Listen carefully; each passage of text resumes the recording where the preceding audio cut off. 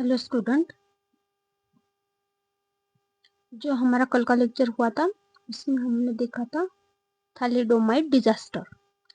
ठीक है, और तो मैं आपको क्विक रिवीजन दे देती हूँ कि थैलिडोमाइड डिजास्टर 1916 में हुआ था, जिसमें जो ट्रैंक्विलाइजर ड्रग था वो ऑलरेडी मार्केट में था, वो था थैलिडोमाइड। तो जो कीमोकंट्रोल जो जर्मन कंपनी थी, फार्मास्यूटिकल कंपनी, उन्होंने थैलिडोमाइड को एज अ ब्रांड नेम कॉन्ट्राजेंट के नाम से मैन्युफैक्चरिंग कर लिया। और जब वो मार्केट में लाना था तब उन्होंने मेंस पे टेस्टिंग कर ली, मतलब क्लिनिकल ट्रायल कर लिया, प्रेग्नेंट वुमेन्स पे नहीं किया। तो उन्होंने एज्यूम कर लिया वो सबके लिए सेफ है। बट क्या हुआ, जो 46 कंट्री में जो प्रेग्नेंट वुमेन्स थी उन्होंने जो कंज्यूम किया थैलिडोमाइड मॉर्निंग सिकनेस के लिए और टेंशन के लिए, है ना। तो उसका काम था रिड्यूस करना टेंशन, एंजाइटी और फियर। ठीक है, तो उन्होंने कंज्यूम किया।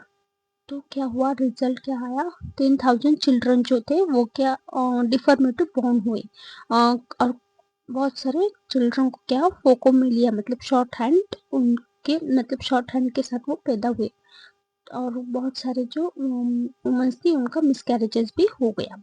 तो आज का जो डिजास्टर है वो है तजकी सेफेली स्टडी। ठीक है, ये डिजास्टर है और ये सबसे ज्यादा लॉन्ग टाइम चला था ये डिजास्टर, ऑलमोस्ट 40 इयर्स। ठीक है, तो क्या हुआ था, जो ये जो डिजास्टर था वो अनइथिकल क्लिनिकल एक्सपेरिमेंट था। मतलब जो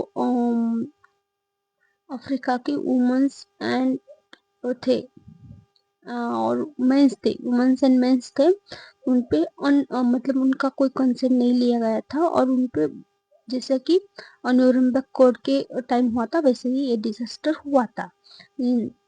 लेकिन जो मतलब जो यूएसए की पब्लिक हेल्थ सर्विस ऑर्गेनाइजेशन है, उन्होंने क्या किया था, तजगी में अफ्रीका में तजगी में ये कंडक्ट किया था।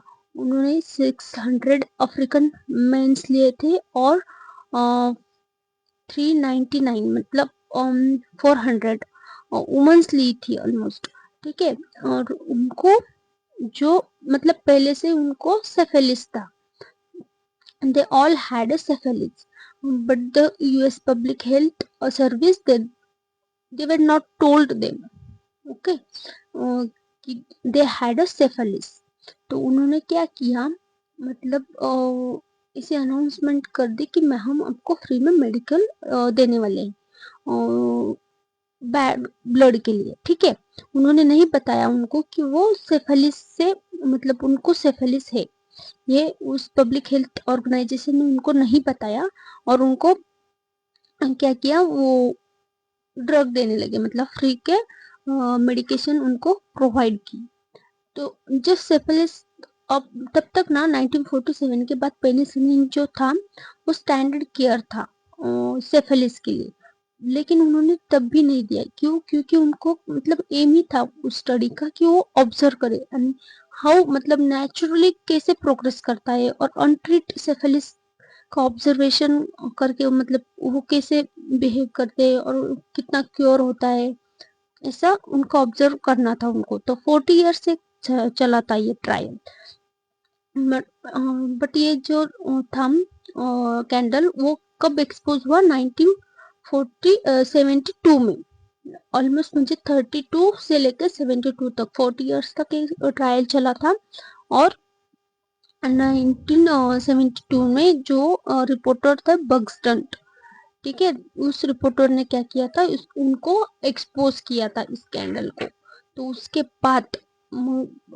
बाद बेलमेंट रिपोर्ट आया। बेलमेंट रिपोर्ट में जो थे मतलब पॉइंट थे 3 पॉइंट कि respect for person, beneficial and justice for them. Okay, तो बेलमेंट रिपोर्ट आया, उसके बाद इंस्टीट्यूशनल रिव्यू बोर्ड इस्टेब्लिश हुआ 1977 में। ठीक है, तो जो अनइथिकल एक्सपेरिमेंट ट्रायल था, मतलब ग्लोबली इसका बहुत ही मतलब ये हुआ कि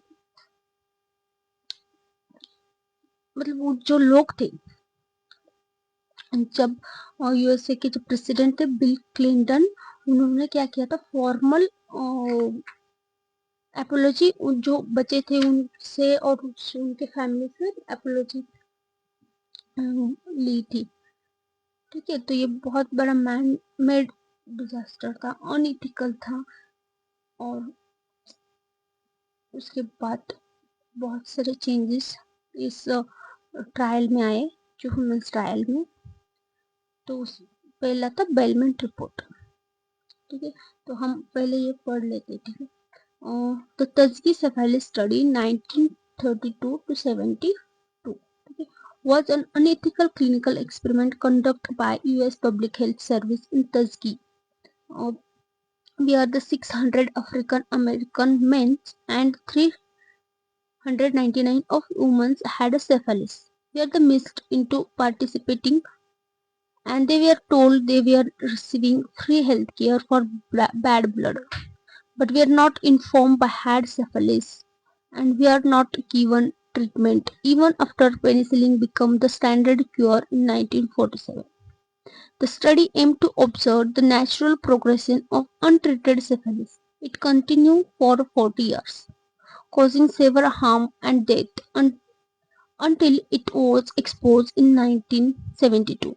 The study led to widespread public outrage, a class action lawsuit, and reform in medical ethics, including the Bellman Report and the establishment of Institutional Review Board. In 1997, the President Bill Clinton issued a formal apology to the survivor and their families. The study remained a symbol of racial injustice and unethical medical research. That is fourth and last history of clinical research disaster. ठीक है, उसके बाद हम देखेंगे bailment report, है ना। Bailment report देखेंगे और बाद में इंस्टीट्यूशनल कमिटी देखेंगे, लेकिन उससे पहले हम देखने वाले हैं जो हमारा यहाँ रह गया था, केफावर एंड हैरिस एग्रीमेंट। लेकिन मैं इसका सेपरेट लेक्चर डालूंगी, मतलब क्या होगा ना, डिजास्टर के सेपरेट सेपरेट लेक्चर मैंने ऑलरेडी डाले, मतलब कैसे सल्फानिलामाइड का, न्यूरमबर्ग का, और उसके बाद था थैलिडोमाइड का, और ये फोर्थ था टस्की सेफालिस का। ठीक है, और शॉर्ट शॉर्ट लेक्चर मैंने इसीलिए डाले कि अगर जिनको जो भी हिस्ट्री देखनी है, रिवीजन करनी है, तो फास्ट में आप कर सकते हो। ठीक है, तो आज का लेक्चर इतना ही। Thank you.